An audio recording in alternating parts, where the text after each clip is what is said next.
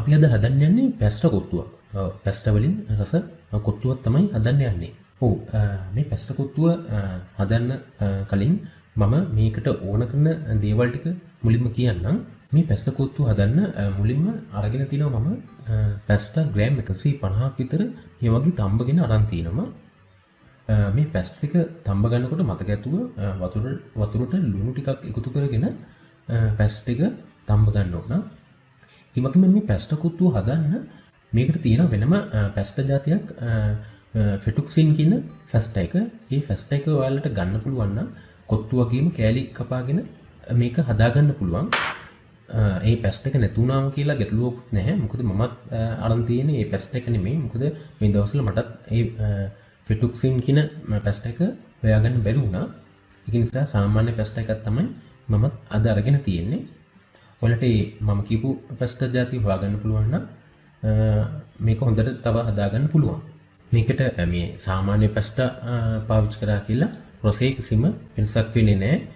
පෙනුම තමයි පොඩ්ඩක් වෙනස් වෙන්නේ.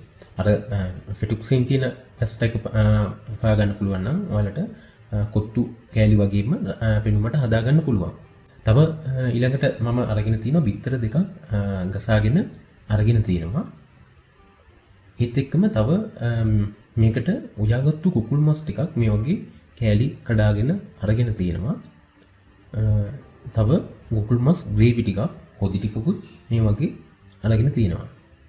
ඒ වගේම මේ පැස්ටා කොත්තු හදන්න ඊළඟට අරන් තියෙනවා කපාගත්තු ලීක්ස් ටිකක්, කැරට් ටිකක්, පිටි කපාගත්තු ලොකු ලුණු ටිකක්, තව තලාගත්තු ඉඟුරු සුදු ලුණු, රම්පේ කලම්පිච්ච ටිකකුත් මම අරගෙන තියෙනවා. මෙන්න මේ ද්‍රව්‍ය ටික තමයි අපිට මේකට ඕන වෙන්නේ. අපි එහෙනම් දැන් බලමු මේ කොත්තුව කොහොමද පැස්ටා කොත්තුව කොහොමද හදන්නේ කියලා. මුලින්ම තාච්චියට තෙල් මේස ඇඳි ටිකක් එකතු කරලා රත් කර ගන්නවා.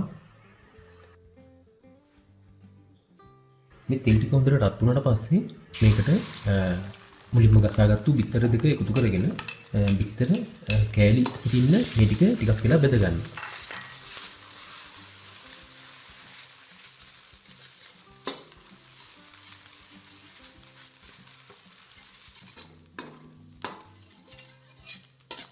මේ වගේ කෑලි හිටින්න බෙදුනට පස්සේ මේ බිත්තර කැබලි ටික වෙනම භාජනයකට මේ වගේ වත් කරනවා.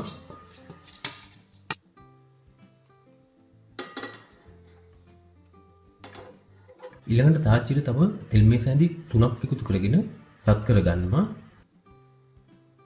රත් වුණු තෙල් ටිකට ඊළඟට තලාගත්තු ඉඟුරු සුදු ලුණු, රම්පේ කරපිංච ටික එකතු කරගෙන රන්වන් පාර වෙනකන් ටිකක් ටෙම්පරාදු කර ගන්නවා.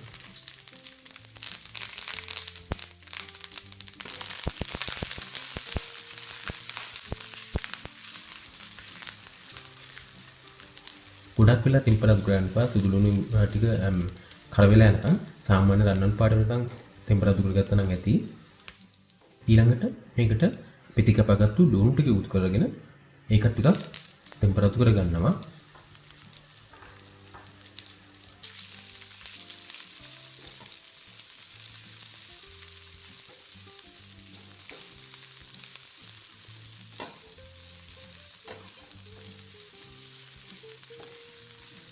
ලුණු ටික ටෙම්පරාදු වීගෙන එනකොට මේකට කපාගත්තු කැරට් ටික එකතු කරගෙන තව ටිකක් ටෙම්පරාදු කරගන්නවා. මේ කැරට් ලීක්ස් එකතු කරගෙන ටෙම්පරාදු කරනකොට ගොඩාක් වෙලා ටෙම්පරාදු කරගන්න එපා. මොකද නැත්තම් ඒවැ පාට වෙනස් වෙලා පිච්චිලා යනවා. ඒක නිසා ටිකක් වෙලා ටෙම්පරාදු කරගත්තාම ඇති.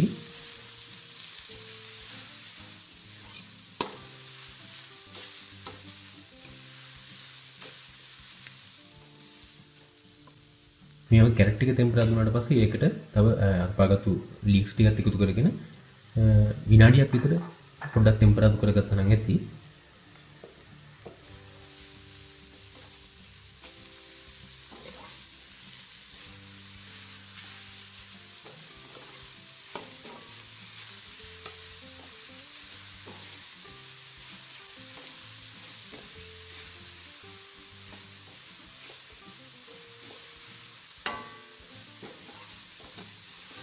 ඊළඟට ගින්දර අඩු කරගෙන මේකට ලුණු ටිකක්, ගම් මිරිස් කුඩු ටිකක්, කෑලි මිරිස් ටිකක් එකතු කර ගන්නවා. ඒත් එක්කම සෝයා සෝස් ටික මේකට එකතු කර ගන්න ඕන.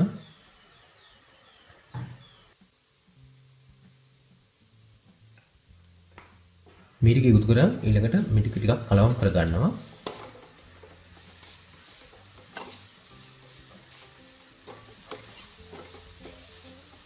මේ වගේ කලවම් කරගෙන ඊළඟට මේකට අපි කලින් තම්බගත්තු පැස්ටා ටික එකතු කරනවා.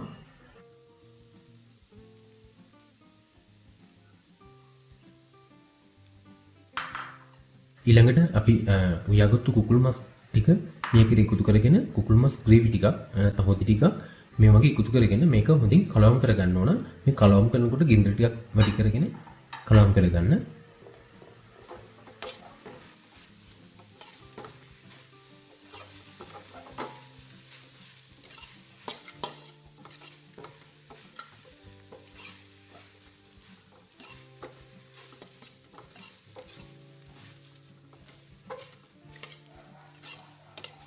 මේ වගේ කලවම් කරගෙන ඊළඟට අපි කලින් බෙදලා වෙන් කරගත්තු බිත්තර ටික මේකට එකතු කරගෙන බිත්තර කැබලි ටික එකතු කරගෙන තව ටිකක් හොඳින් කලවම් කරගන්න.